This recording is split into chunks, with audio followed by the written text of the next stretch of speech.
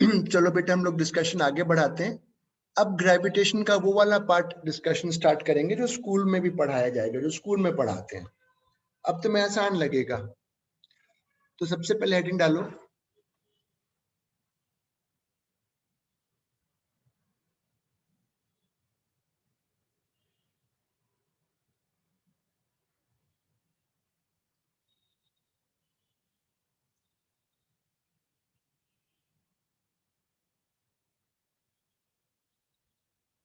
Acceleration due to gravity on surface of earth. Surface पे जो ये जो जी की वैल्यू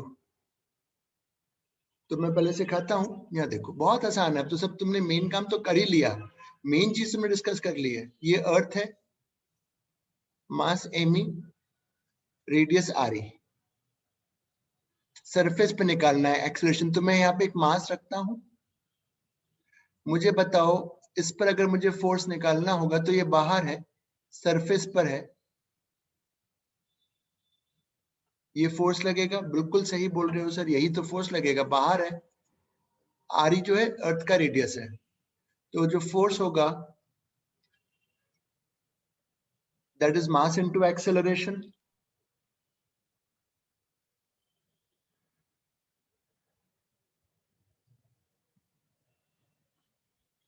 तो देखो एक ग्रेविटी, एक्सेलरेशन टू ग्रेविटी। बेटा जब भी सरफेस के बाहर होता है तो सॉलिड बॉल को एक पॉइंट मास मान के फोर्स निकालते थे, याद करेंगे। यहाँ पे आपने फोर्स निकालना तो सॉलिड बॉल, ये पॉइंट सॉलिड बॉल के बाहर है और ये डिस्टेंस आर ई है, ये फोर्स बन गया G M E M upon are E square. The force is equal to mass into acceleration. तो acceleration due to gravity on the surface of earth, G M E upon are E square. लिख लो इसको फटाफट।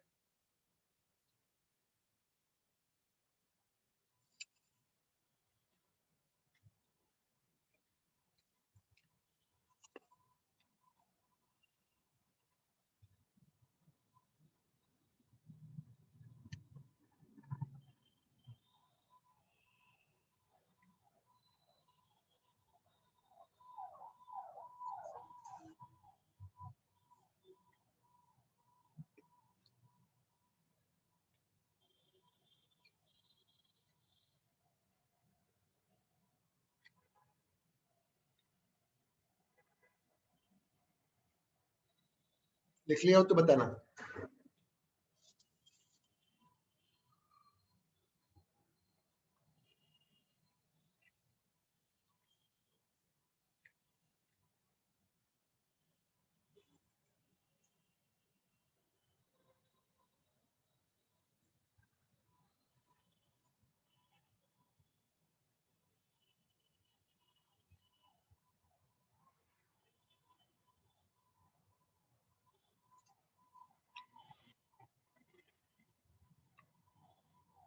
लिख लिया बेटा। Yes sir.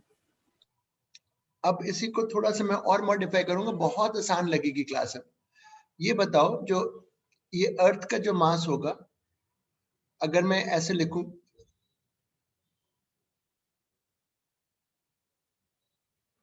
अगर in general planet की बात करें, इन जनरल प्लैनेट की अगर हम बात करेंगे तो mass of the planet, volume of planet, density of planet.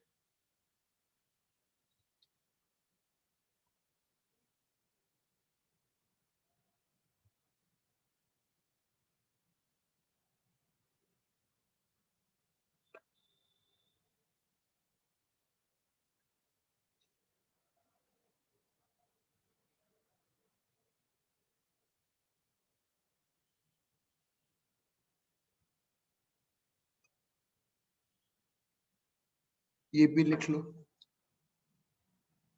अब मैंने इस बार ग्रेविटी ऑन सरफेस निकाला है in terms of radius and density, in terms of radius and density.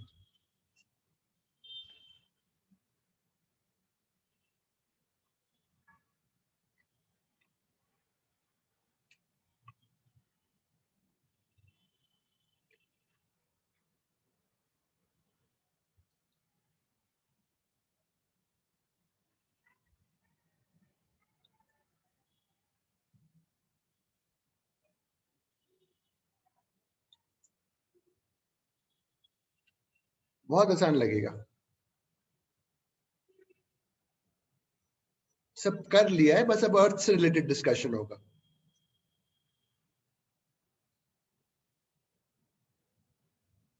लिख लिया हो तो बताइएगा।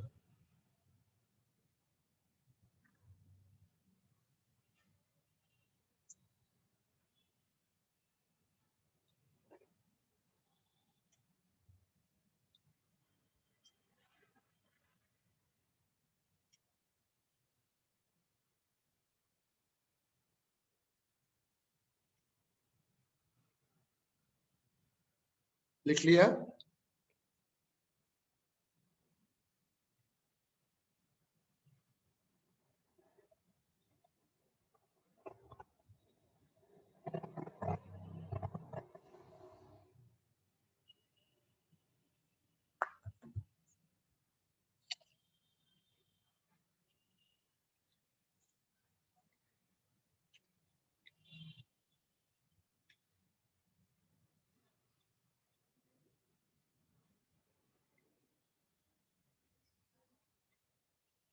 लिख लिया बेटा।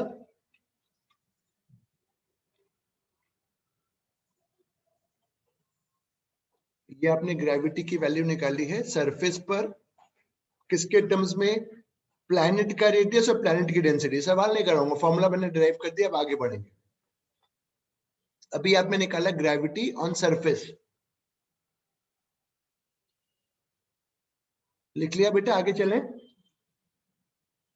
अरे कुछ तो हाँ ना तो बोलो यार, लिखा कि नहीं लिखा? जी सर। अब निकालेंगे ग्रेविटी की वैल्यू अर्थ से दूर। अभी आपने अर्थ के सरफेस पे निकाली,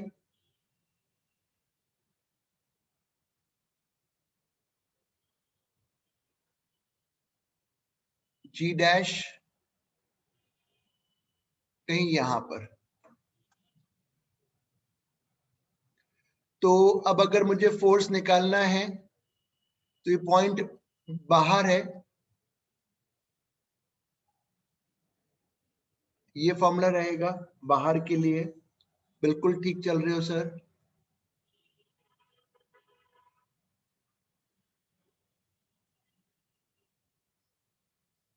बिल्कुल सही जा रहे हो। अभी थोड़ी देर पहले तुमने जब सरफेस के लिए लिखा था फॉर्मूला ये बनाया था।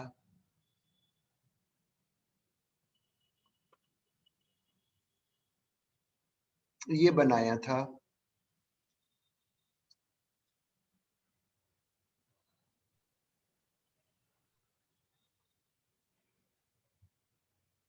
GME।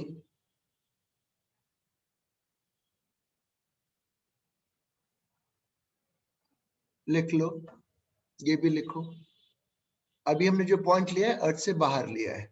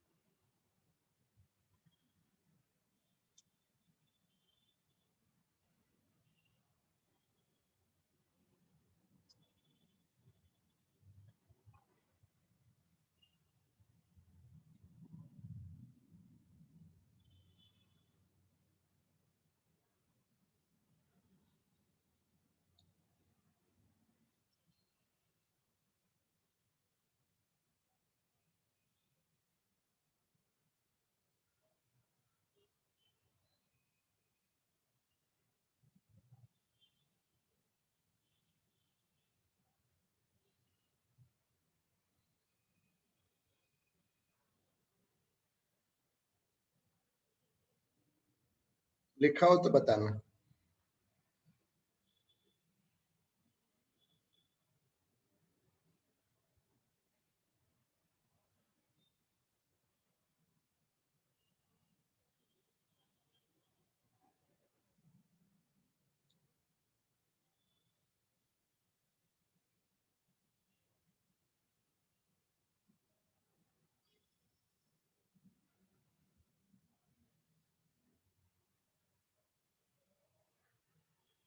अभी तुमने ग्रेविटी की, अभी मैं प्रॉब्लम वैल्यू बेस करा दूंगा। तुमने ग्रेविटी की वैल्यू निकाल ली at a point outside earth, away from earth, at a point away from earth.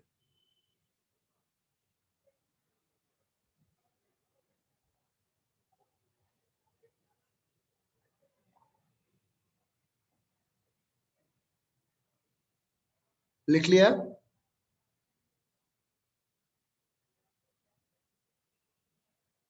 Yes sir. अब इसमें मैं थोड़ा सा और अभी करूंगा, देखो चेंज लिखने में। इसी डायग्राम में आप एक काम करो, ये इसको h हाइट मानो, डायग्राम में दिखाओ। तो h plus r e equal to r, इतना लिखो पहले, फिर मैं small. h is what? Height from surface, h is height from surface, इतना लिखो।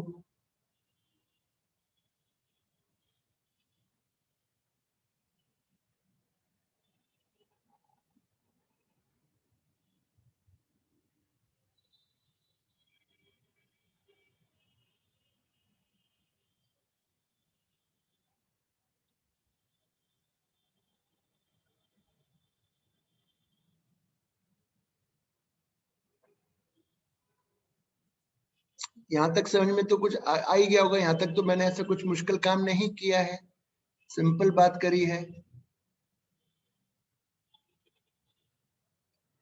आर ई को कॉमन लेके बाहर निकाला,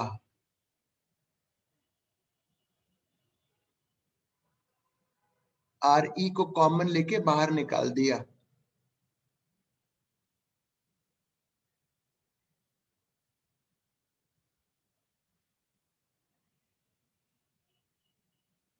इसको मैं अगर ऐसे लिखता हूं तो आप किसी बात पे कोई डिसएग्री तो करोगे नहीं मेरे से? इतना लिखो पहले, फिर आगे बताऊंगा क्या मैं करने वाला हूं।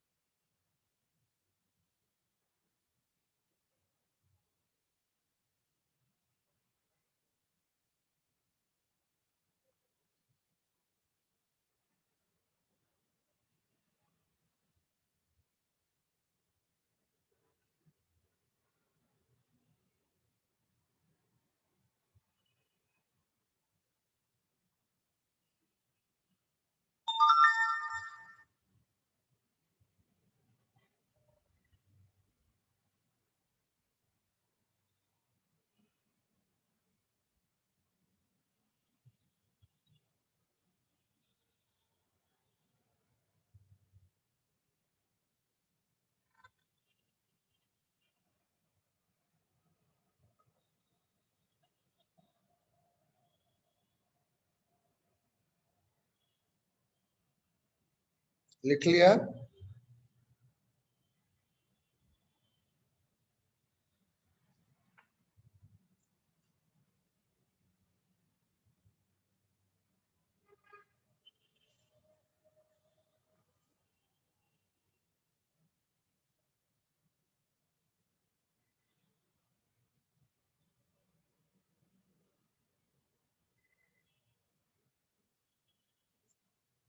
यहां तक लिख लिया? Yes sir. अब इफ देखो मैं क्या लिख रहा हूं, इफ। अच्छा पहले मैथ्स में, मैथ्स के बच्चों को या पता नहीं बायनॉमियल आप लोगों ने मैथ्स में पढ़ा कि नहीं, बट मैं जरा बताना चाहता हूँ, एक मैं चीज सिखा रहा हूँ थोड़ी। Suppose 1 plus x to the power ऐसे लिखा है, ये 1 होना चाहिए यहाँ पे, 1। This should be 1, this should be 1। अब मैं बोलना चाहता हूं, if x is very very small as compared to 1, 1 plus x to the power n, अगर x 1 से बहुत छोटा होता है तो उस केस में इसको आप 1 अप्रोक्सीमेटली 1 प्लस nx लिख सकते हो। जैसे अगर इतना लिखो, यहाँ 1 होना चाहिए, 1 plus x the whole bracket to the power n। If x is very very small as compare to 1, तो ये बन जाता है, इसको लिखो।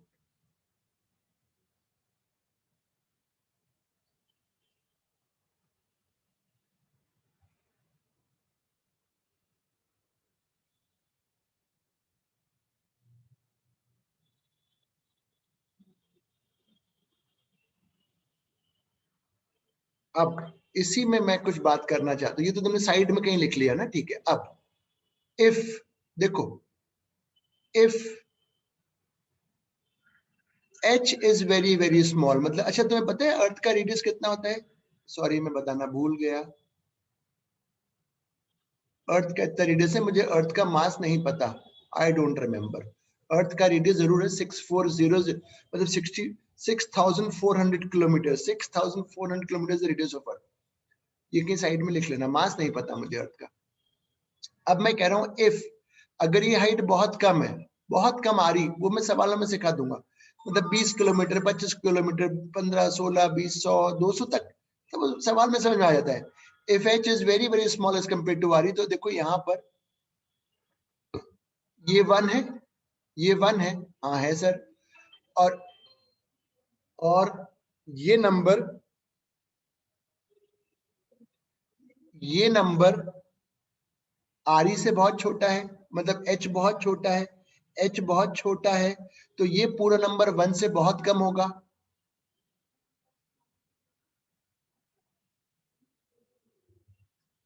ये हो जाएगा, इतना लिखो,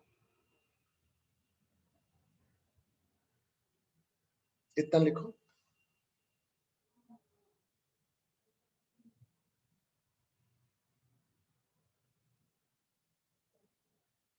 हाँ, राहुल जी मैं 7:30 के आसपास आऊंगा, मैं भी क्लास ले रहा था, 7 o'clock तक फ्री होऊंगा।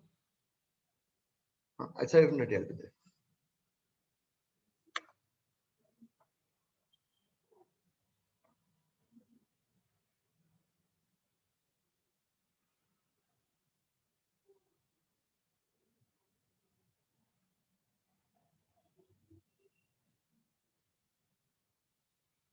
Is this clear? सवालों से करवाऊंगा ना, तुम क्यों उसके लिए इतना वो हो रहे हो?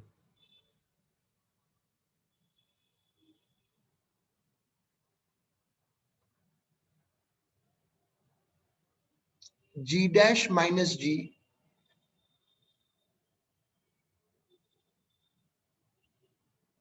यहां तक अच्छा, ये जी डैश माइनस जी मतलब ग्रेविटी में चेंज कितना आ गया, इसे डिवाइड करा, लिख लो, this is called fraction change.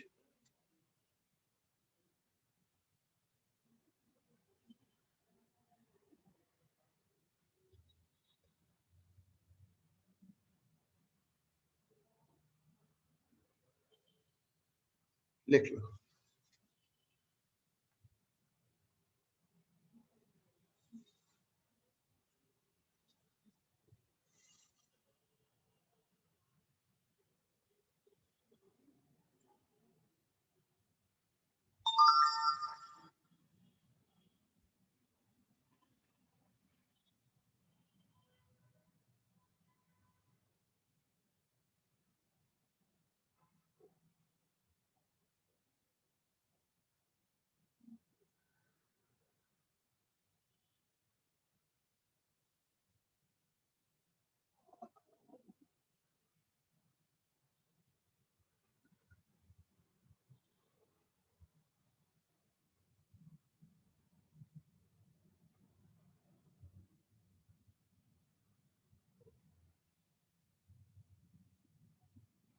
बताना अगर लिख लिया हो तो।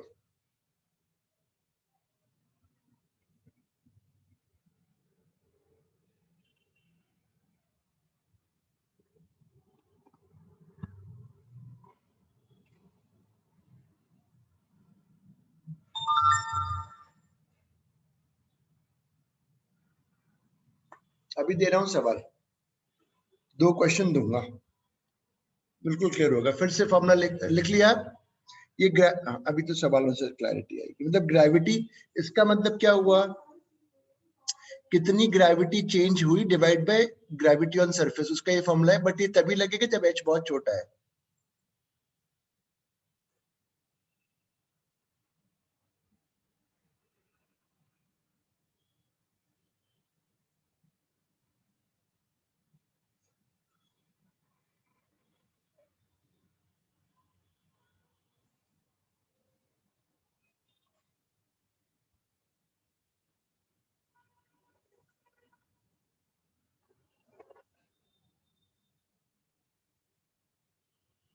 लिख लिया? अब मैं तुम्हें दो सवालों से करवाता हूं। First question,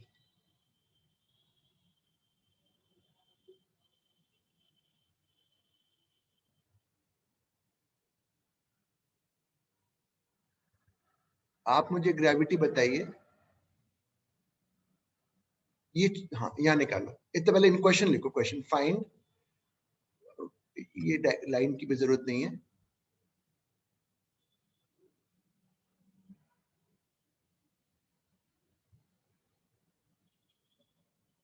find acceleration of gravity eight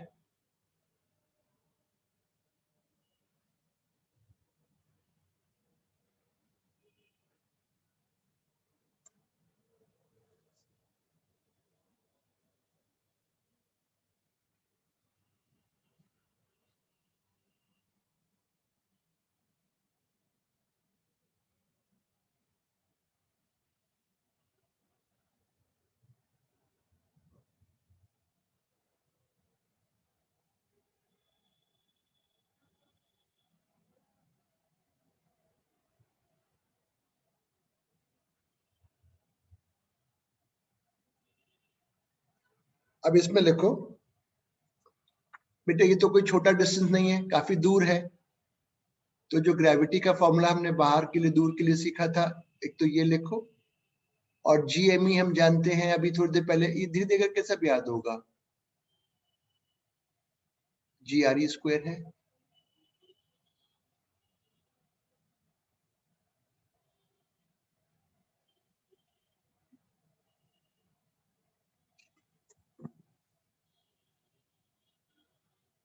ये वहां ग्रेविटी हो गया, 1/4 that of earth surface, 1/4 that of earth surface.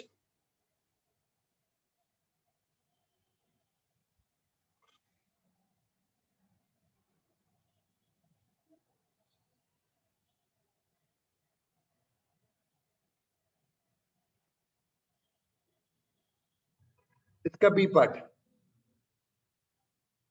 इसी में लिखो। अच्छा, इसी में लिखो, what is the fraction change in gravity? What is the fraction change in gravity with respect to surface? What is the fraction change in gravity with respect to surface? मतलब यहां पर जब हम पहुंचे तो अर्थ के सरफेस के रिस्पेक्ट में कितना ग्रेविटी में चेंज आया है?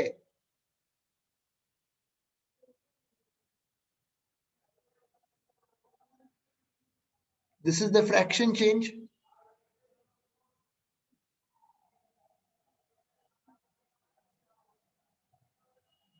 This is the fraction change. This is the fraction change. Fraction change. और अगर 100 से मल्टीप्लाई कर देता हूं तो परसेंट चेंज।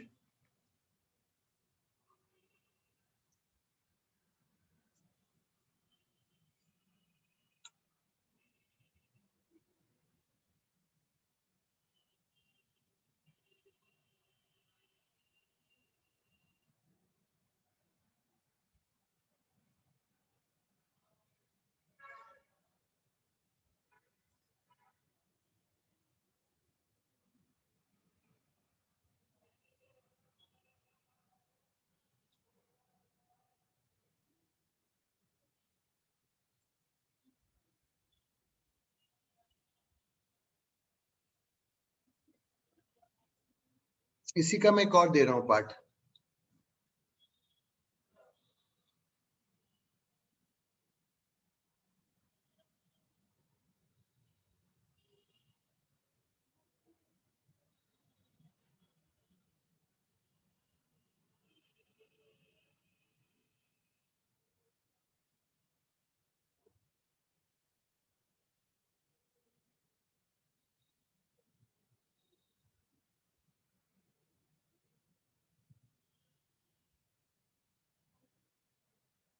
आप यहां से ऊपर गए, fraction change in gravity with respect to surface.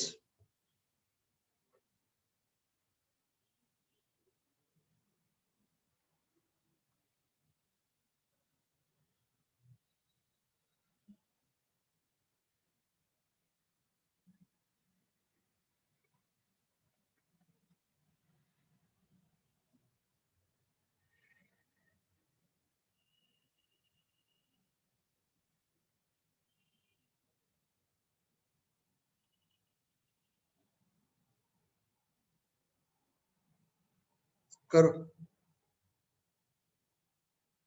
क्या फॉर्मूला बनाए थे? ये बहुत छोटा है अर्थ के रिस्पेक्ट, रेडियस के रिस्पेक्ट में, तो ये फॉर्मूला था।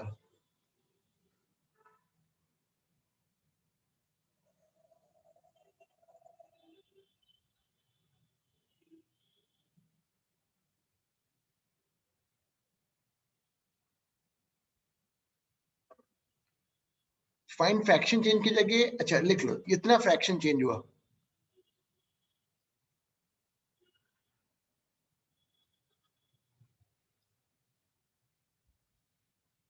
ऑल्सो फाइंड परसेंट चेंज, 100 से मल्टीप्लाई कर दो।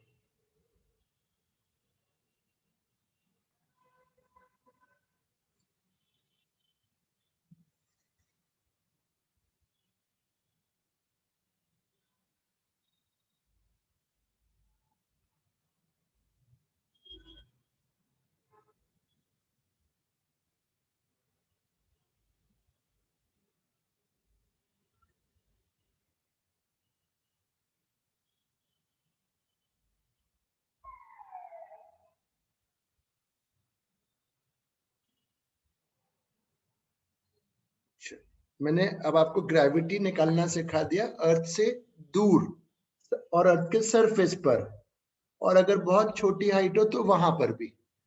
अब हम इसको क्लियर करते हैं। अब हम अर्थ के अंदर जाएंगे सॉल्व करने।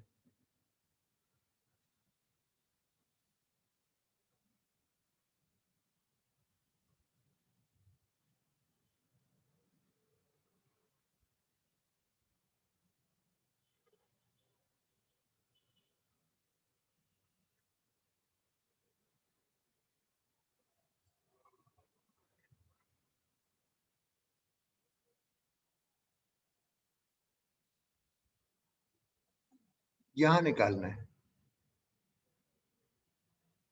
2 मिनट रुकिएगा, 2 मिनट रुकिएगा।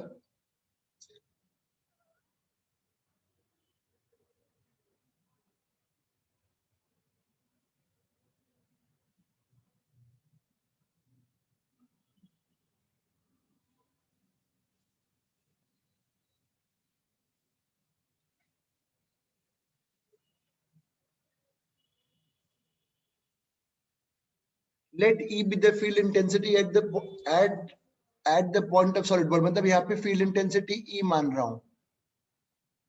अब ई सर मेरे को तो अच्छा सपोज ई है तो फोर्स इस, अगर यहाँ पे कोई एम मास रखूंगा तो क्या फोर्स लगेगा? M e. What is field intensity? Field intensity is force on unit mass. तो अगर मैं वहां एम मास रखूंगा तो फोर्स उस मास पे एम ई होगा। अब मेरा एम है ई, जो मेरे ने तुम्हें 2 दिन पहले एक सॉलिड बॉल में ई निकालना सिखाया था।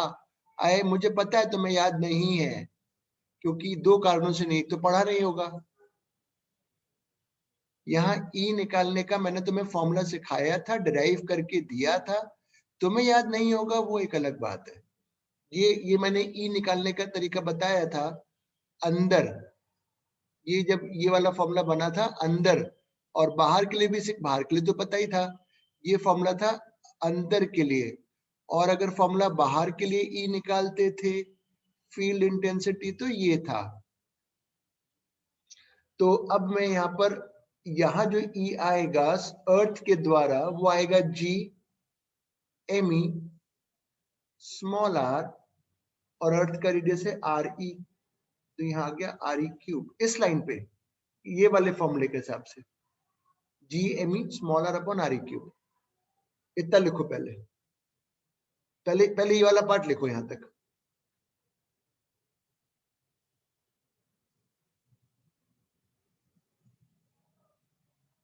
पहले केवल इतना लिखो, जस्ट राइट दिस मच, फिर मैं बताऊंगा क्या करना है।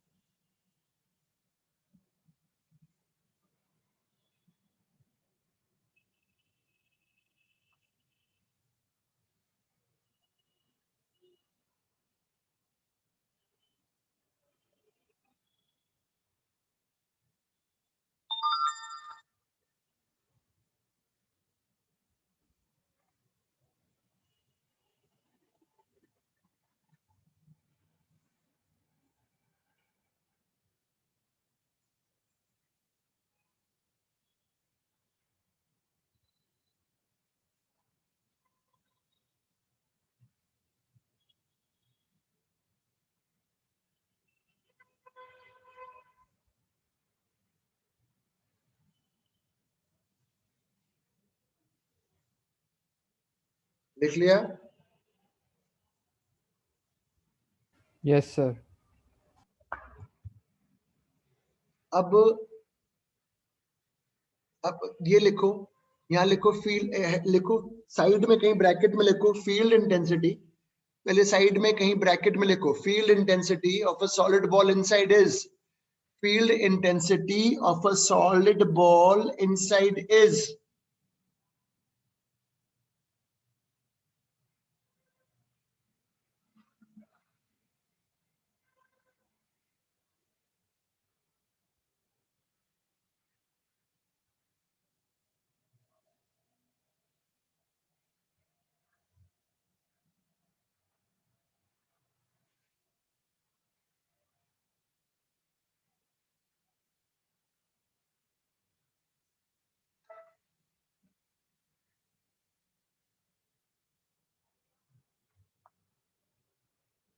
सर उसके आगे?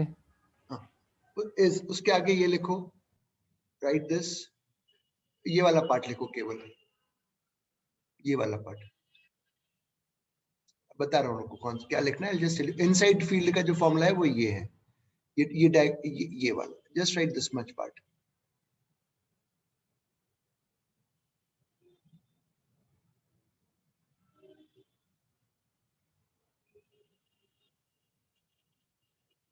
लिख लिया हो तो बताना।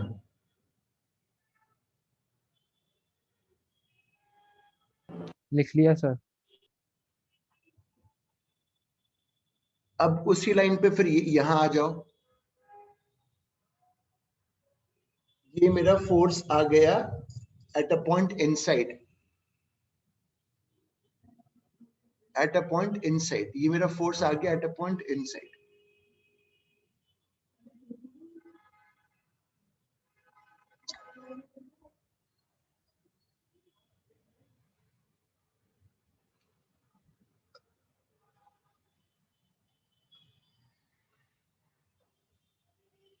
अब जो फोर्स आएगा, देखो मैं क्या लिखूंगा फोर्स में,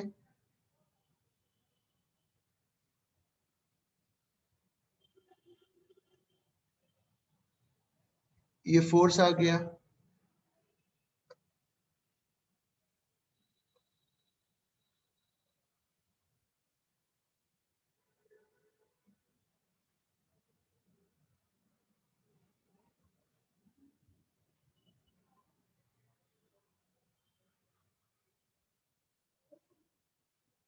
अभी थोड़ी देर पहले सीखे हो,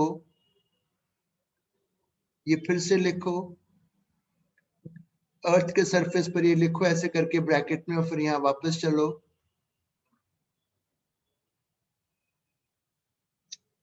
जीएमई की जगह आ गया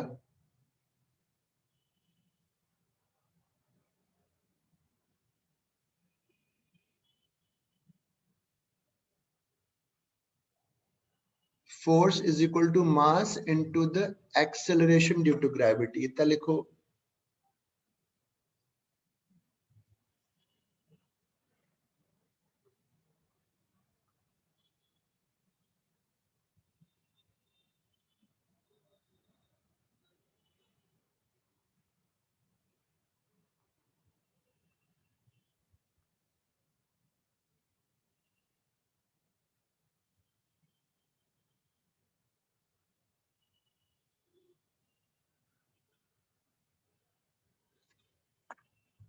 अब देखो इसको मैं सिंप्लीफाई करता हूं, ये कट गया, जी डैश,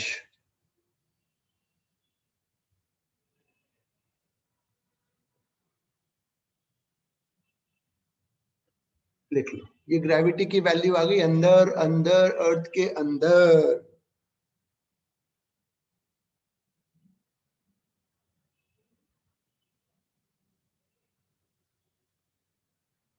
ये ग्रेविटी की वैल्यू आ गई अर्थ के अंदर।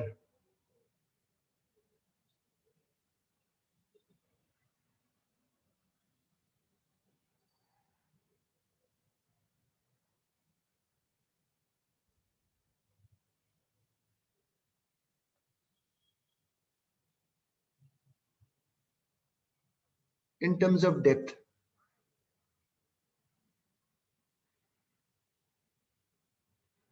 इन टर्म्स ऑफ डेप्थ, इसके टर्म्स में अब मैं फॉर्मूला बनाऊंगा। देखो यहां देखो, ये डेप्थ h, तो मैं जानता हूं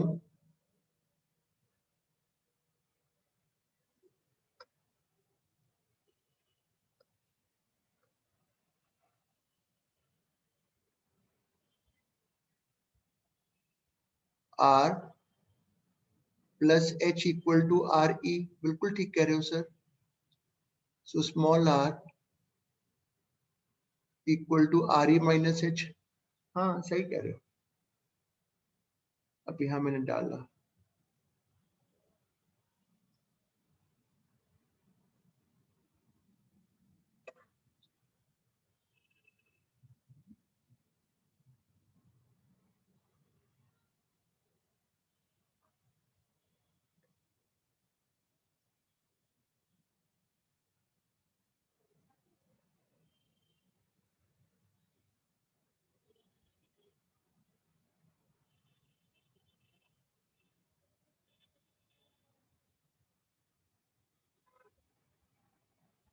देखो ये वो फॉर्मूला बन गए। इतना लिख लो। व्हाट इज दिस फ्रैक्शन, ये क्या कहलाएगा पूरा?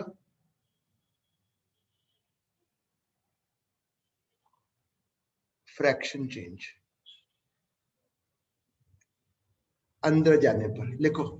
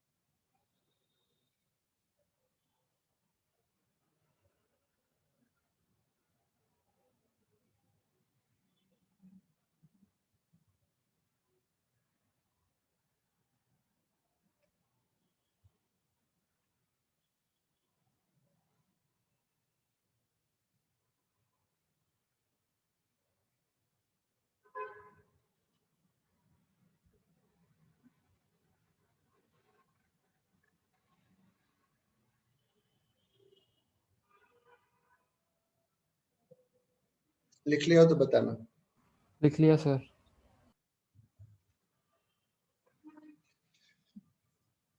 समराइज करता हूं। अच्छा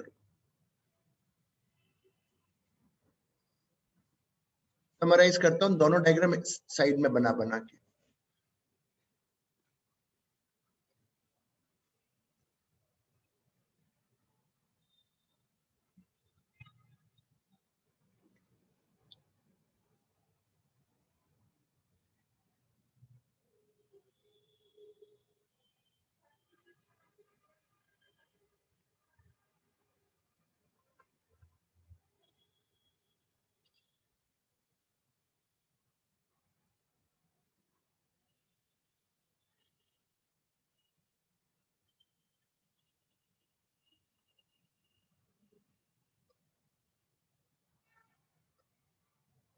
अभी रुकना।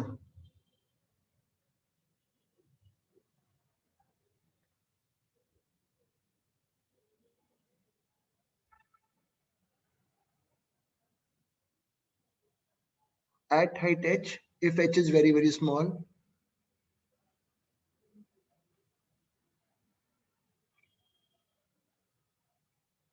ये था। At depth h, इसमें कोई कंडीशन नहीं है स्मॉल और बिग, इसमें no condition, all applicable always. इसमें ये फॉर्मूला लगेगा ओनली, ये कब लगेगा? At h f, at height h if h is very very small, तो ये फॉर्मूला लगेगा। एट डेप्थ एच, ये तो ऑलवेज एप्लीकेबल है डेप्थ के लिए। वापस से लिख लो सब, फिर से बनाओ diagram side by side.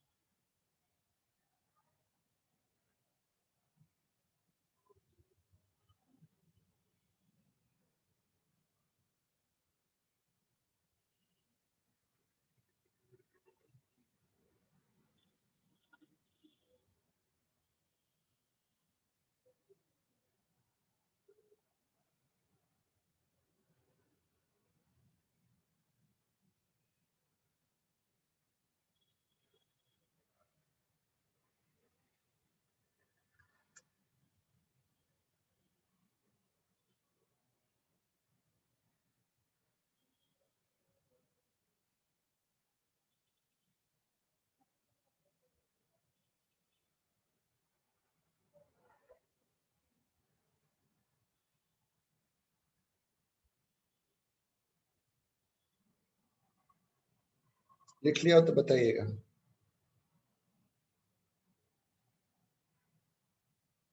Done sir. ये कब एप्लीकेबल होगा? जब बहुत छोटी हाइट पे जाते हो, और ये तो है ही एप्लीकेबल। तो एक दो बार क्वेश्चन ऐसा भी आ सकता है, आप क्वेश्चन क्या आ सकता है वही बता रहा हूं।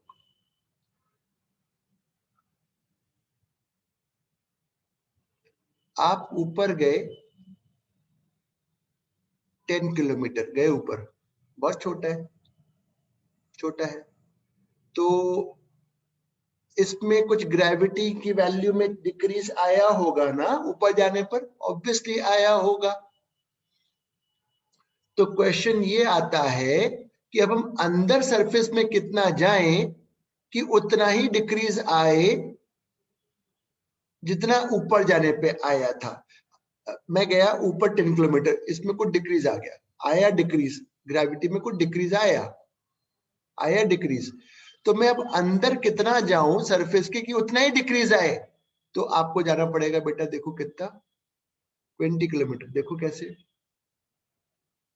अगर आप ऊपर 10 किलोमीटर जाते हो तो ग्रेविटी डिक्रीज होगी। अगर तुम ये चाहते हो कि अंदर कितना जाए कि उतनी ही ग्रेविटी डिक्रीज हो, तो 20 जाना पड़ेगा। कैसे? देखो, देखो दोनों को रिलेट करो। यहां देखो,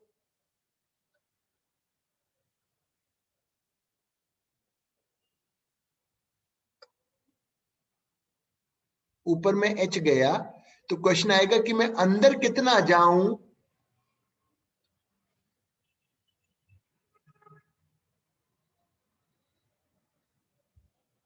2 टाइम जाना पड़ेगा। बट ये स्मॉल हाइट्स के लिए ही एप्लीकेबल है। मतलब अगर आप ऊपर सरफेस से 20 किलोमीटर जाते हो तो ग्रेविटी में डिक्रीज आया, तो अब मैं सरफेस से कितना अंदर जाऊं कि उतना ही डिक्रीज आए? बोलो कितना किलोमीटर? 40 किलोमीटर। तो स्टेटमेंट लिखो, स्टेटमेंट लिखो, if for height h, if for height h, bracket में लिखो h is very small,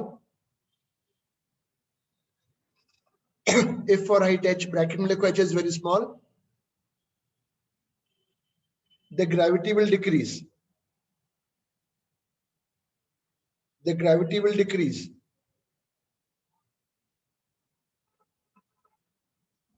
for same decrease in the gravity,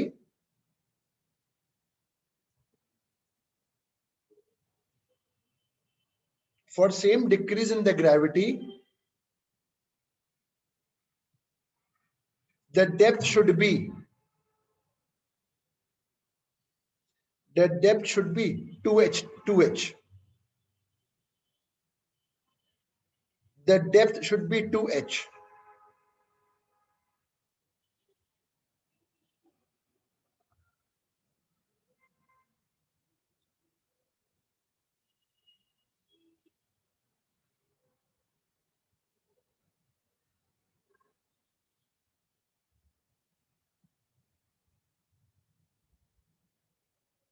The depth should be 2h.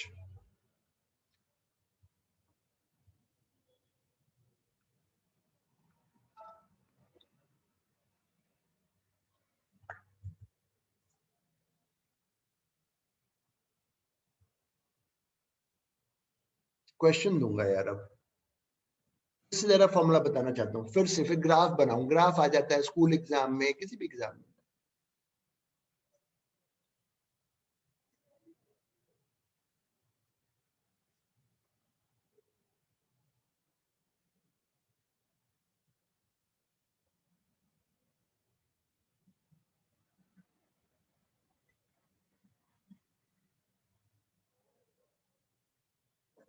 फिर से लिख लिया, इसका ग्राफ देखो,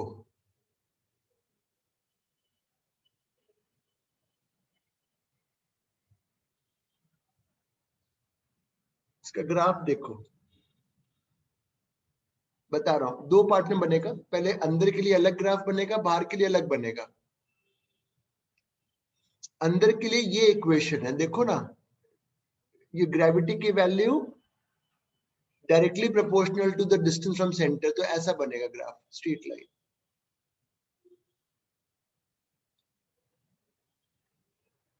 और जैसे सरफेस से बाहर जाते हो तो डिक्रीज होने लगेगा।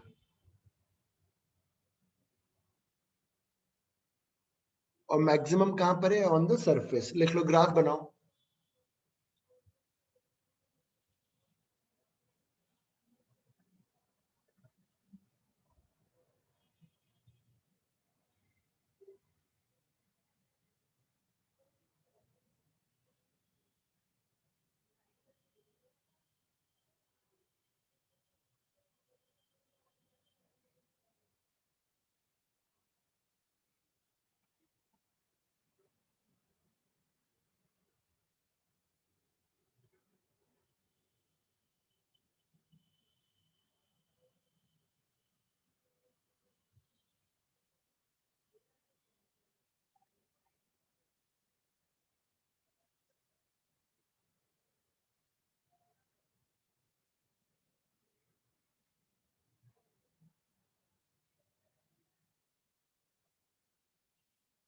लिखा?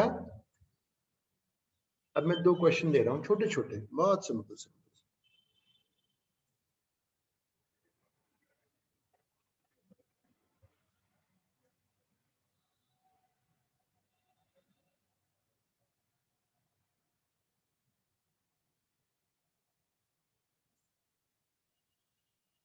अर्थ के लिए बताओ,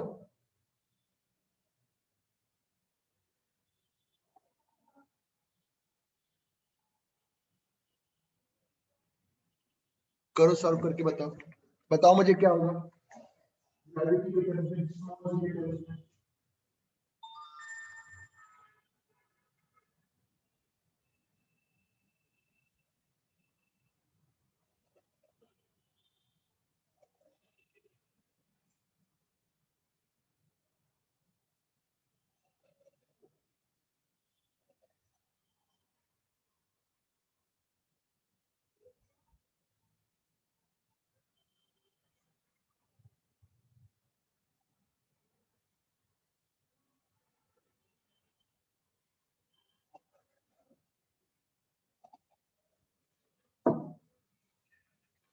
तो ये पॉइंट अर्थ के अंदर है। पहले फॉर्मूला बताओ क्या होता है।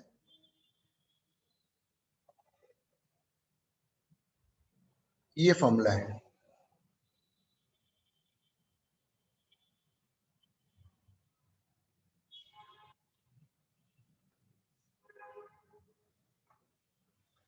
This is the value of gravity eight a point inside this point. फिर से जरा बताओ, यहां पे क्या होगा ग्रेविटी?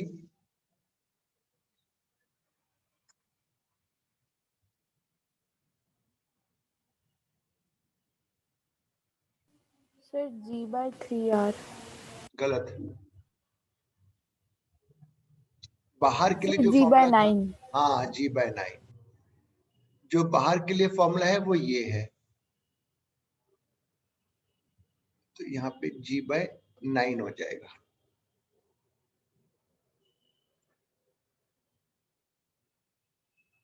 एक छोटा डेरिवेशन और कराऊंगा अभी।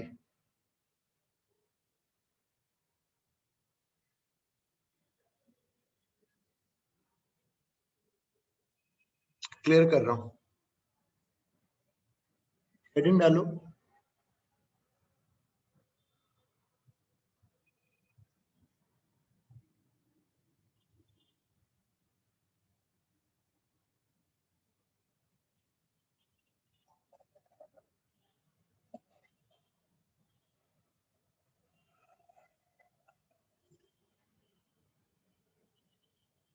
अर्थ अपने एक्सिस पे स्पिन कर, सन के अराउंड नहीं, अपने एक्सिस पे अर्थ स्पिन करता है, तो उससे ग्रेविटी पे क्या फर्क पड़ेगा?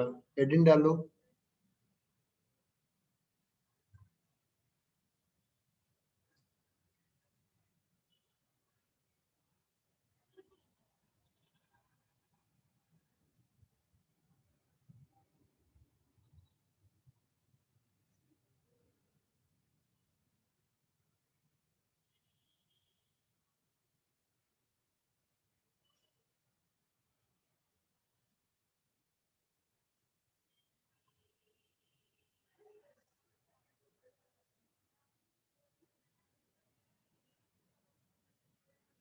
देखो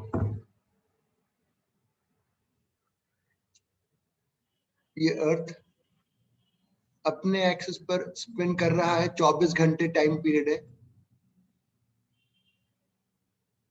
ओमेगा जो होगा 2π/t। हाँ, यहां तक तो सर समझ में आता है। अब मुझे ग्रेविटी पर देखना है क्या असर पड़ रहा है स्पिन होने से। तो मैं इक्वेटर से थीटा लैटिट्यूड पे काम करूंगा।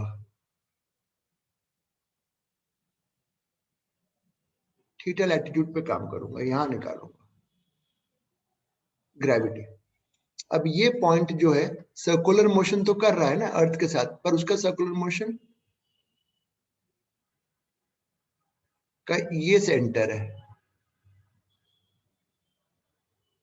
ये मतलब जैसे ये अर्थ है तो ये पॉइंट अर्थ के साथ घूम रहा है, उसका ये सेंटर है।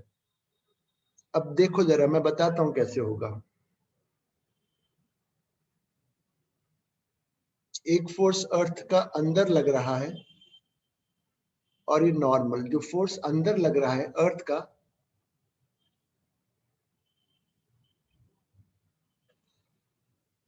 सॉरी गलत लिख दिया।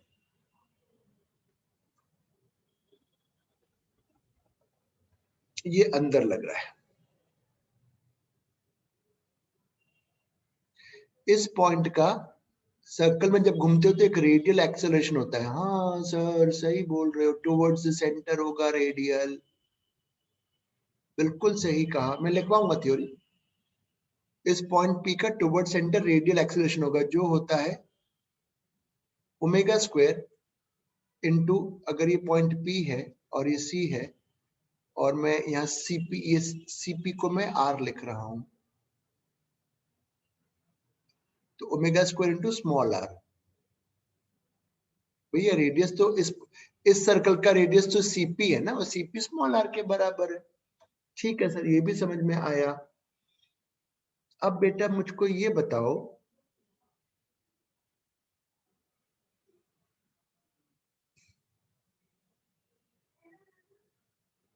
जो आर है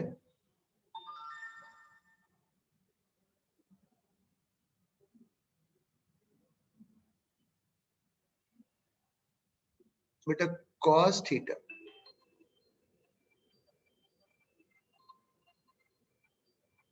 जो कॉस थीटा होगा, hello,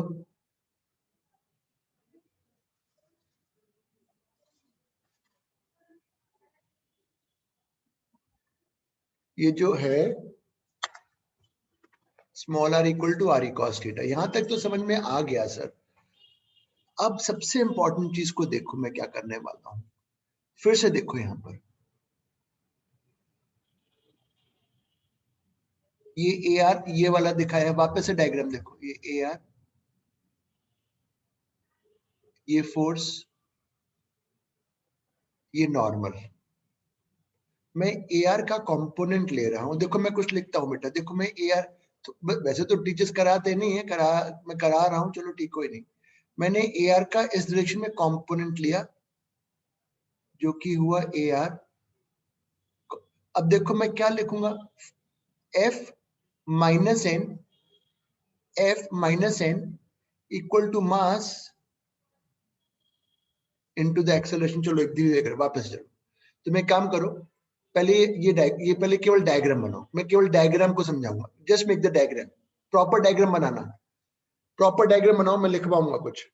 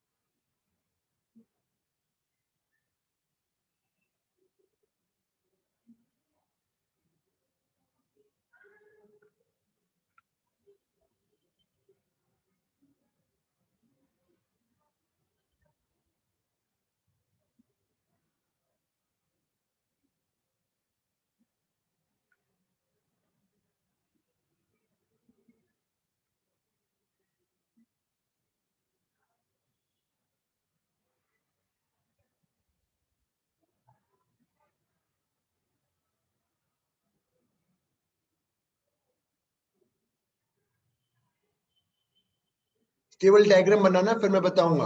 have you made the diagram? Diagram बन गया बेटा? Sir 2 minute. बिल्कुल डायग्राम बना लो, उसको लिखवाऊंगा, समझाऊंगा diagram.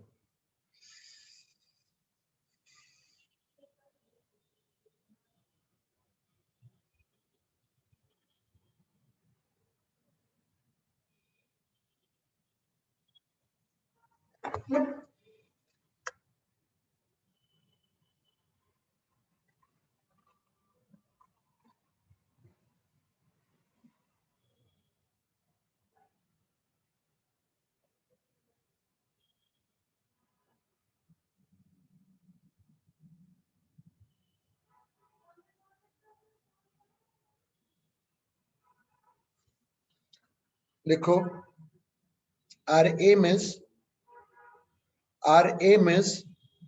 to find acceleration due to gravity at latitude theta, at latitude theta, at latitude theta, bracket में लिखो point P, at point P,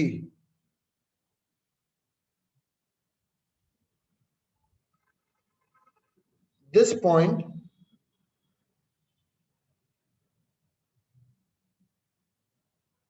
point is doing circular motion. This point is doing circular motion with C as the center. With C as the center.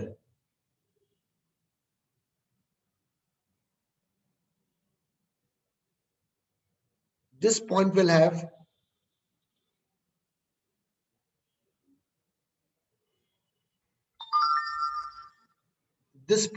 radial acceleration towards C.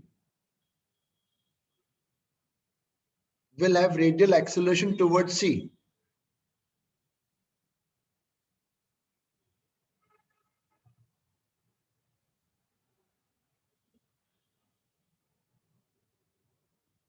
ठीक है?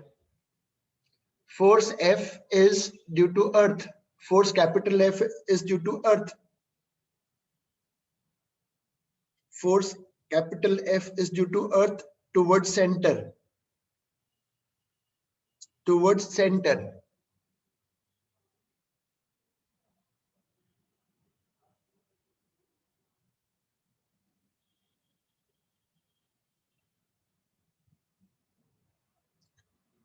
Diagram तुम्हारा बन गया था, सब तुमने लिख लिया था। ये लिखो, फोर्स F टुवर्ड सेंटर, उसकी वैल्यू लिखो,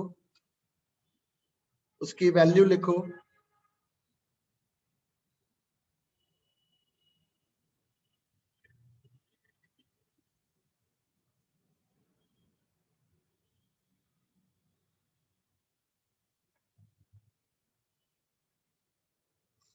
अब ये डायग्राम वापस से बनाओ।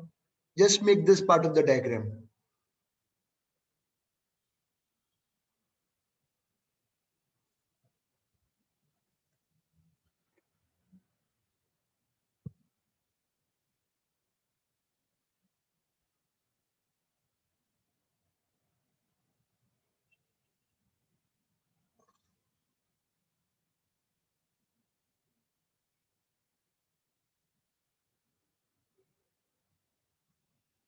अब F माइनस एन इतना लिखो, फिर मैं आगे बढ़ाऊंगा इस कहानी को।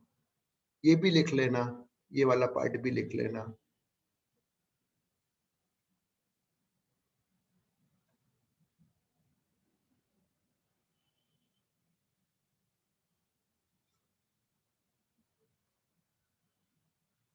ये फोर्स तो ये यहाँ पे जो ये फोर्स था ना, ये वाला, इसको आप ऐसे भी लिख सकते हो ना, ये तो ऐसे भी था, this is equal to mg।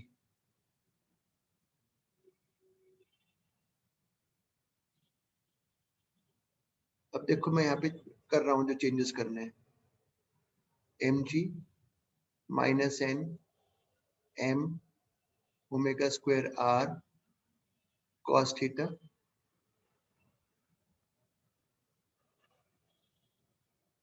r में डाला, cos square थीटा।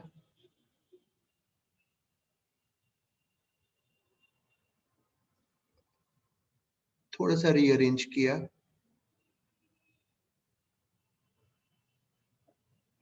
इतना लिख लो। लास्ट स्टेप, फिर अगली क्लास में करूंगा कंटिन्यू।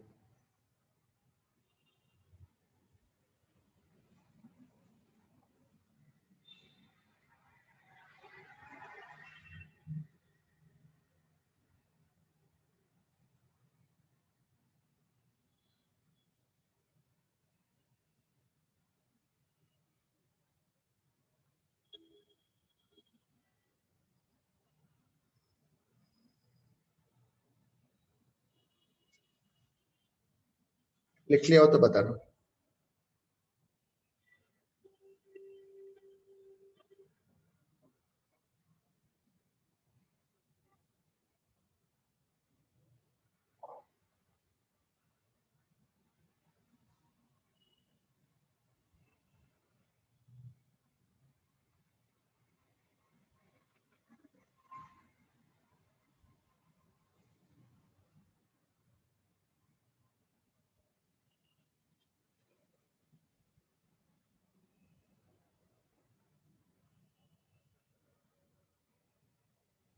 लिख लिया।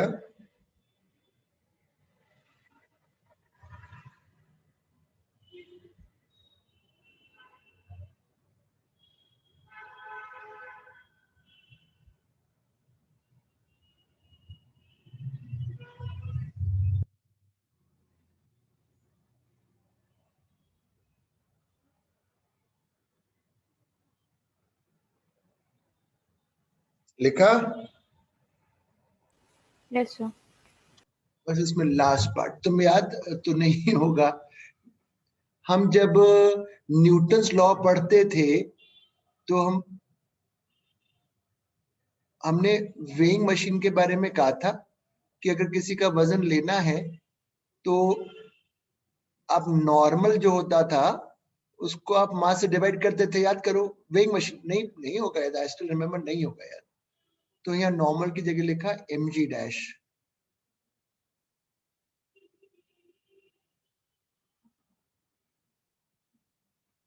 और सॉल्व किया, g डैश निकाला मैंने।